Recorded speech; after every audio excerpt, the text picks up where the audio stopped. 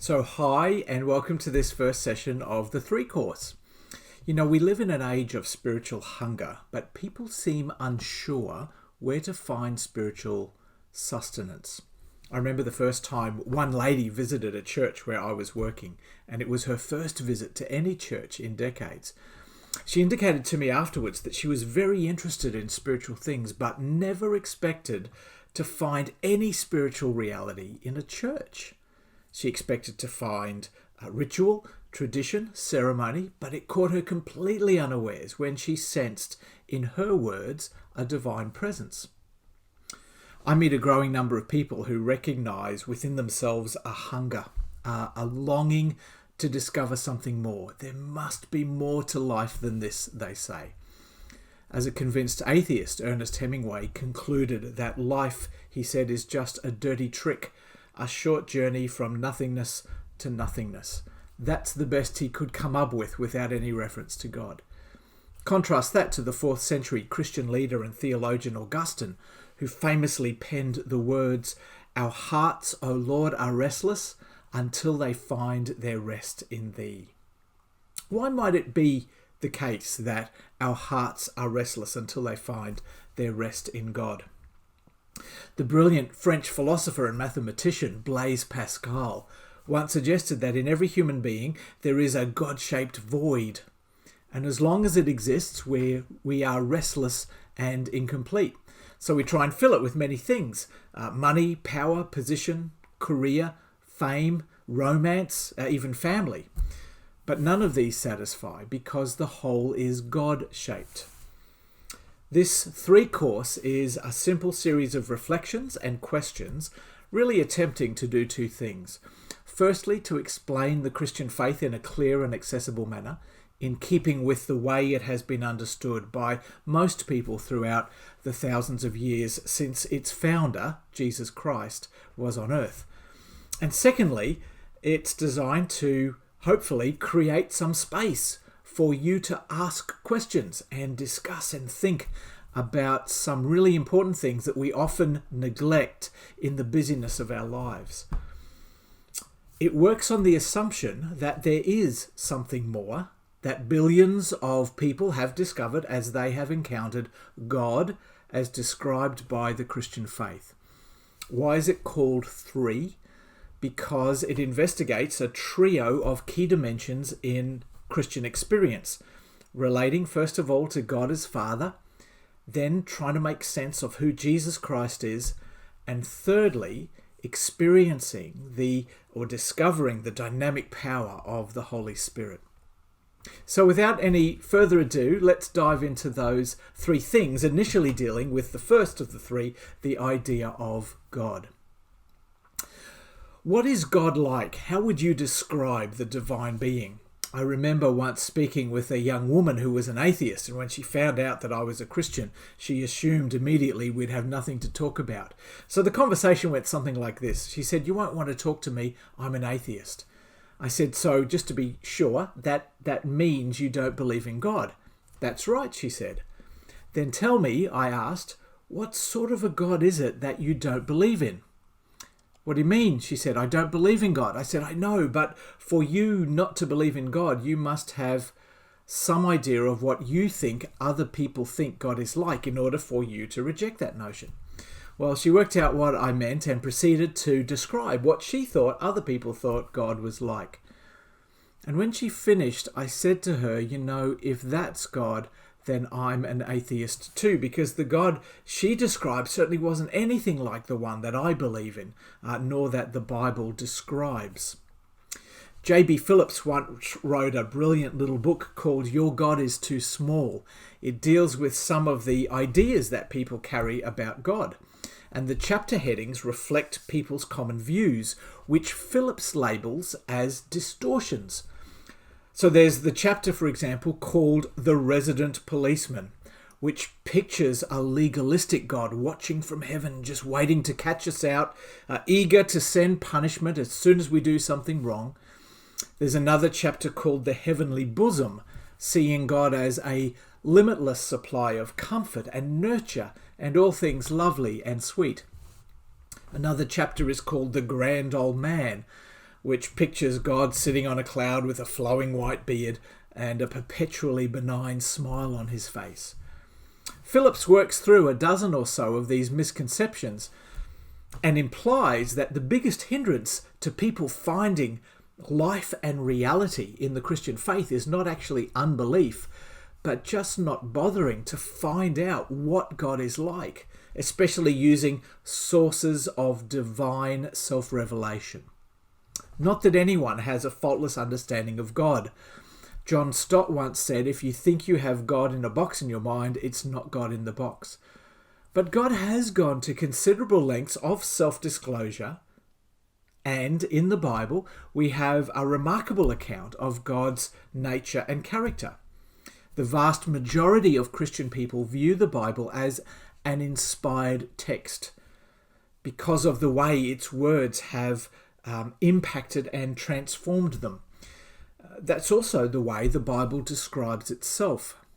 And according to that account of God, the one that we find in the Bible, there are three essential things to understand if you wish to sort of make a start in grasping God's self-disclosure. The first is that God is life. The second is that God is light. And the third is that God is love. So let's just think about the first of those, that God is life. Have you ever stood on top of a mountain and been stopped by a breathtaking view in front of you? Why does that happen? What is it that draws us to gaze up at a star-filled night sky? What makes it inspiring? Oxford professor Alistair McGrath suggests that the reason we find our hearts drawn beyond ourselves in these situations is that creation has been designed for this very purpose. He says maybe the spectacle of the night sky is meant to trigger off such patterns of reflection within us. McGrath further points out that we seem to have been created to ask questions, to try to make sense of what we see around us and how we fit into the greater scheme of things. What if the sense of longing and yearning that is evoked by the night sky is meant to lead us on a voyage of discovery? What if nature is studded with clues to our true meaning and destiny, fingerprinted with the presence of God? Has God planned the heavens to lift our hearts and minds beyond ourselves? Are the mountains there to reflect his majesty, the oceans to model his grandeur? It comes as a surprise to many that the Bible answers these sorts of questions quite plainly. Let me quote to you from Romans chapter 1, verses 19 and 20, where it says, "What may be known about God is plain to them, for God has made it plain. For ever since the creation of the world, God's invisible qualities, his eternal power and divine nature can be clearly seen. They are perceived in the things God has made." No wonder, then, that the Bible opens with a vivid portrayal of God as our creator, the author and the source of life. The very first verse of the Bible, Genesis chapter 1, verse 1, says, "In the beginning, God created the heavens and the earth." Not only did God originally create all things, but he incredibly holds every cell in the universe together by his power, which is implied in another passage from the Bible, Colossians chapter 1, verse 17. But he does that, he holds everything together whilst also affording the creation a degree of autonomy and self-direction. The Australian Christian writer John Dickson reflects on the idea of creation, and I just want to read to you a paragraph that he's written. He said, "While some religious believers attempt to prove that God exists, many Christian philosophers are simply content to affirm that God's existence explains the universe we live in better than God's non-existence." How so, he asks.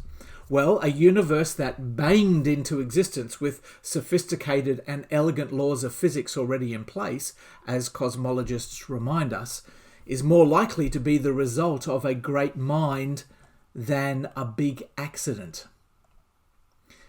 Cosmologist Stephen Hawking, one of the world's most famous cosmologists, once said, "The odds against a universe like ours emerging out of something like a Big Bang are enormous." Now, why would Hawking make a statement like that? Well, possibly because there are logical difficulties in assuming that something with a random beginning could become inherently ordered. See, random causes produce random results. Edward Conklin, who's a professor of anthropology at Stanford University, once said this. He said, "The probability of life being created by accident can be likened to the chance that a set of encyclopedias would spontaneously form as the result of an explosion in a printing factory." So Dixon continues. He says, add to this the fact that this universe eventually produced beings like us with minds that can grasp these laws, and the accident theory seems even less satisfying. In short, we have the sort of universe you'd expect if there is a creator behind it, and the kind of universe you would never expect if there isn't. This does not prove God's existence, but it goes some way towards explaining why, without any proof, most people throughout history have believed in some sort of God. See, for centuries, people have been arguing over technical issues relating to the biblical story of creation. Did God create the universe in 6 days, or was it just 6 periods of time? Where did dinosaurs fit into the narrative of creation? Or did Adam have a navel? But in getting bogged down in those sorts of questions, they miss the grand point, which is that God made all things, and the crown of creation is humanity. That means that we are not here by chance, but by choice. That's why we live in a cosmos and not a chaos. There is intention, there is purpose behind our existence. But you're unlikely to ever discover that purpose without reference to the Creator. Even another famous atheist, Bertrand Russell, once said, "Unless you assume a God, the question of life's purpose is meaningless." So what are the implications of God being the source and the author of life? Why might that matter? Well, first of all, if God created all things, that includes me and you. Your life was not just the result of an accidental collision of sperm and egg, but working through and above those natural processes, God was fulfilling a divine purpose. God said to the prophet Jeremiah, "Before I formed you in the womb, I knew you. I had conceived you. Before you were born, I set you apart." The psalmist expresses it this way in the words of Psalm 139, "For you, God, created my inmost being. You knit me together in my mother's womb. I praise you because I am fearfully and wonderfully made. Your works are wonderful. I know that full well." It's a great phrase, isn't it? You are fearfully and wonderfully made. All of us are. Human beings hold a special place in God's creation.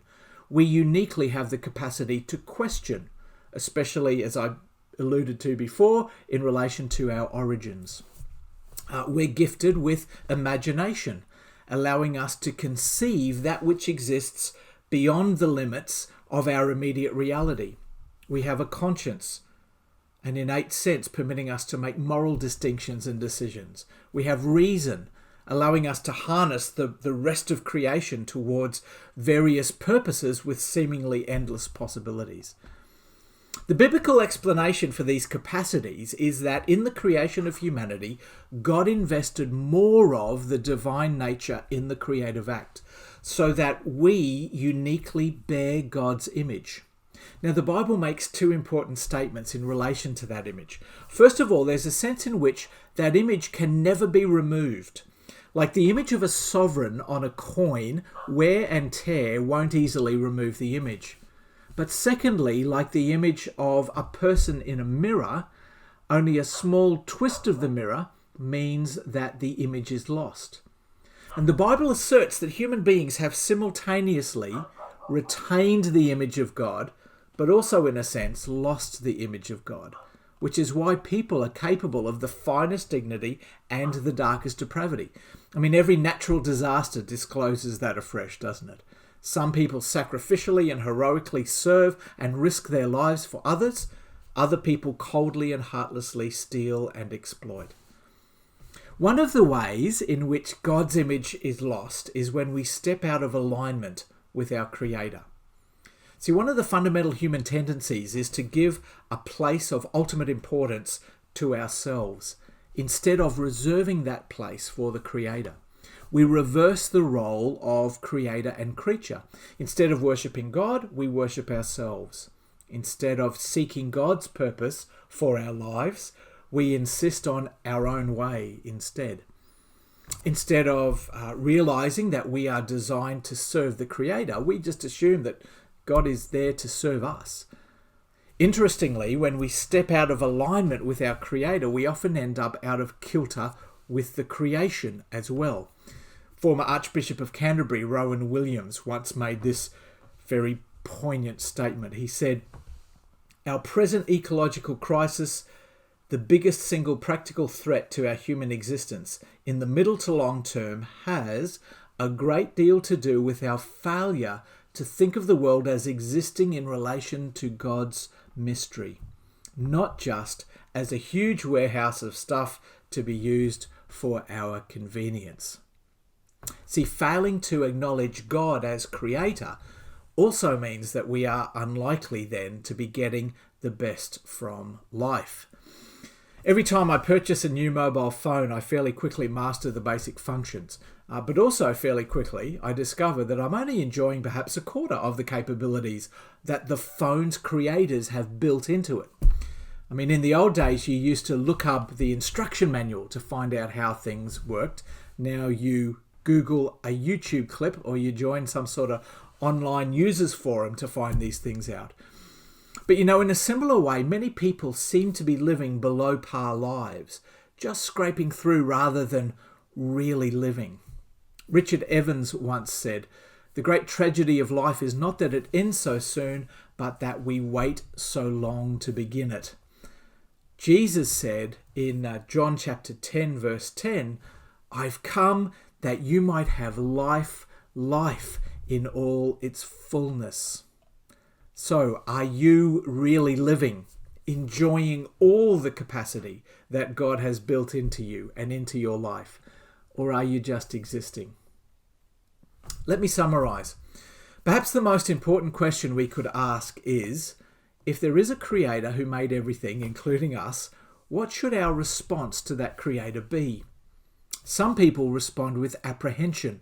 It seems a little scary to think of a sovereign creator, and so they spend most of their lives doing everything in their power to ignore and distract themselves from the possibility of such a being. Others respond with not apprehension, but aggression, feeling that the existence of a creator is somehow going to reduce rather than enlarge their lives. And so they vigorously, as they attempt to retain control of their lives, they work to deny God's existence. But some people take a step back. They look up into the seemingly infinite heavens. They stretch out their arms in appreciation, and they simply say, "Thank you." So they respond not with apprehension, nor with aggression, but with appreciation. Like a child before a mound of presents in front of a Christmas tree, they consider the marvel and the miracle of the gift of creation, and their lips mouth the word, "Wow." Centuries ago, Gregory of Nyssa astutely observed this. He said, "Concepts create idols, only wonder grasps anything." Wonder is the appropriate response to creation. Open-eyed, jaw-dropping wonder that subsequently generates a sense of appreciation and privilege and stewardship to responsibly care for this wonderful gift that God has given to us. We don't always look after that gift particularly well, but that doesn't diminish the value of the gift, nor the regard and favour and generosity of the giver of the gift. So that concludes now the first session of the first topic of the 3 course, that God is life, reflecting on the challenges and possibilities of God being the author and the source of life. Before you move on to the next session, which is entitled God is Light, you might like to just take a few minutes to reflect on and or discuss some of the questions that will shortly appear on the screen.